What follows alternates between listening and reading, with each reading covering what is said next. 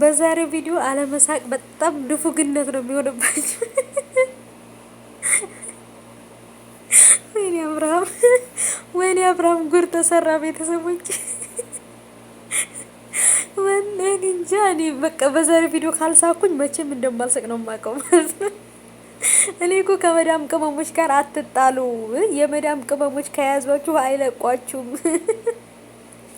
አብርሃም ትናንት በሰራው ቪዲዮ ላይ እንግዲህ ይህንን አክትን የማይቸው ነበረ፣ ግን ደግሞ እንደምንም ነገር አድርጌ ወደ ሰው እንደ ኖርማል አድርጌ ነበር ያለፍኩት። ግን የመዳም ቅመሞች ደግሞ ፎቶ አንስተውት፣ እኔ እኮ ግራ የሚገባኝ ነገር እሱ ራሱ እንዴት ነው ወደታች ወደ ሱሪው የሚያየው? ምን ወይኔ ደክሞኛል የእውነት ዛሬ በሳቅ ማለት ነው። እና እንግዲህ አስቡት ማለት ነው። ራሱ እግሩን ብድግ አድርጎ ወንበር ላይ ካረገ በኋላ መልሶ እንደገና ዝቅ ብሎ አየና አሁን መልሶ ደግሞ እግሩን አጥፏር ማለት ነው። የዛን ሰዓት አይቼው ነበር ትናንትና ቪዲዮ ላይ እና የመዳም ቅመሞች ደግሞ እንግዲህ ፎቶ ብድግ አድርገውት እኛ ማለት ነው ከወደድንም ወደድን ከጠላንም ጠላን። አንተ አንተ ያለህበት ቤት ውሃ የለም እንዴ? አትታጠብም እንዴ አንተ ግብ እያለ